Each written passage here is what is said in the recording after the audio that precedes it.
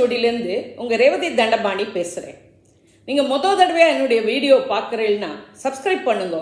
அப்போ தான் நான் போடுற வீடியோஸ் உங்களுக்கு உடனே கிடைக்கும். அன்பார்ந்த துலா ராசி, துலா லக்ன, சித்திரை 3 4ஆம் பாதம், சுவாதி விசாகம் 1 2 3ஆம் பாத நட்சத்திர நேயர்களே, உங்களுக்கான ஜூன் 2024 மாத ராசி பலன்கள்.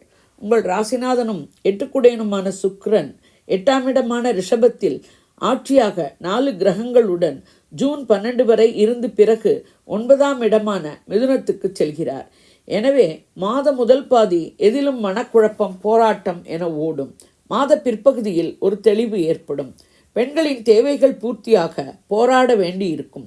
12ஆம் தேதி வரை குழந்தைகள், கணவன், வீடு, பெரியவர்கள் என வீட்டில் உள்ளவர்களுக்காக மாத முதல் பாதியில் பிளான் போட்டு கடைசியில் குழம்பி மாத பிற்பகுதியில் ஒரு முடிவுக்கு வருவீர்கள். பெண்கள் மாத பிற்பகுதியில் அலுவலக வேலைகளில் முன்னேற்றம் காணலாம். கலைத்துறையினருக்கு ஏற்ற இறக்கம் உள்ள மாதம். திருமணங்கள் ஏற்பாடு செய்து நடத்த மாத பிற்பகுதி சாதகமானது. காதல் விஷயங்களும் மாத பிற்பகுதியில் பெற்றோர் பெரியவர்களிடம் சொல்லி சம்மதம் பெறலாம்.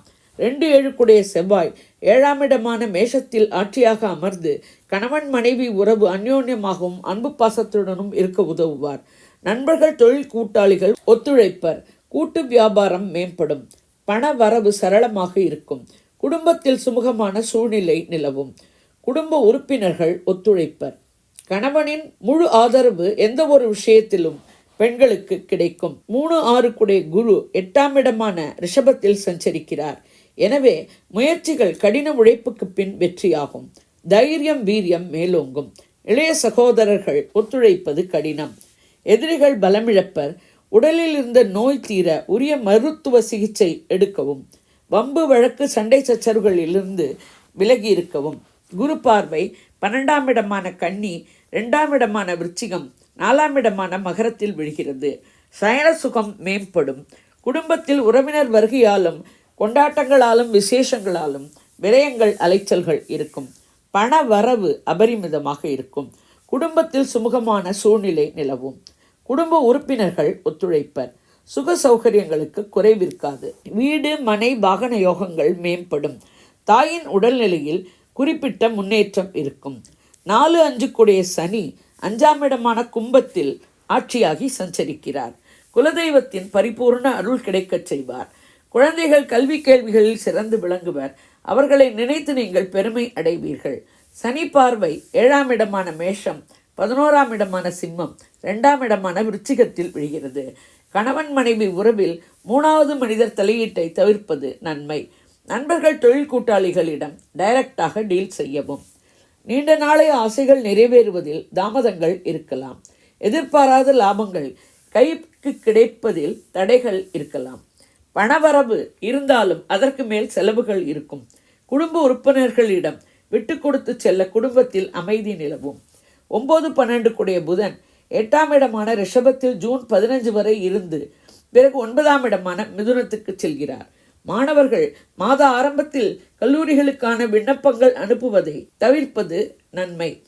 அனுப்பியே ஆக வேண்டும் என்ற சூழ்நிலை இருப்பின் பெரியோர்கள், பெற்றோர்களின் உதவி, அறிவுரை பெற்று செய்யவும். மாத பிற்பகுதியில் நினைத்த இடத்தில் விரும்பிய பாடம் படிக்கும் சூழ்நிலை அமையும். மாத முற்பகுதியில் விரயங்கள், அலைச்சல்கள் இருக்கும். 10 சந்திரன் 6ஆம் இடமான மீனத்தில் இருக்க மாதம் பிறக்கிறது. 11 சூரியன் மாத முதற்பகுதியில் 8ஆம் இடமான ரிஷபத்திலும் மாத பிற்பகுதியில் 9ஆம் இடமான மிதுனத்திலும் சஞ்சரிக்கிறார். அரசியல்வாதிகளுக்கும் அரசாங்க காரியங்களுக்கும் மாத பிற்பகுதி நன்மை தரும். மாத முதற்பகுதியில் மூத்த சகோதரர்கள் முரண்படலாம். 6இல் இருக்கும் மீனராகுவால் வெளிநாடு வாழ் உறவினர்கள், நண்பர்கள், வேற்றுமொழி வேற்றுமதத்தினரின் உதவியும் ஆதரவும் கிடைக்கும். 12இல் இருக்கும் கேத்து ஆன்மீக நாட்டத்தை அதிகரிப்பார். இந்த மாதம் 8இல் குரு, சூரியன், புதன், சுக்கிரன் என 4 கிரக கூட்டணி மாத முதற்பாதியில் சாதகமில்லாமல் இருக்கிறது. எனவே மாத பிற்பகுதி நன்மை தரும்.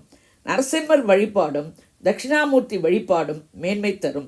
சந்திராஷ்டம தினங்கள் ஜூன் 5, 6. சந்திராஷ்டம தினங்களில் உஷாராக இருக்கவும், பயணங்கள், புதிய முயற்சிகளை தவிர்க்கவும், வண்டி வாகனங்கள் ஓட்டும் போது கவனமாக இருக்கவும், வம்பு வழக்குகளை தவிர்க்கவும்.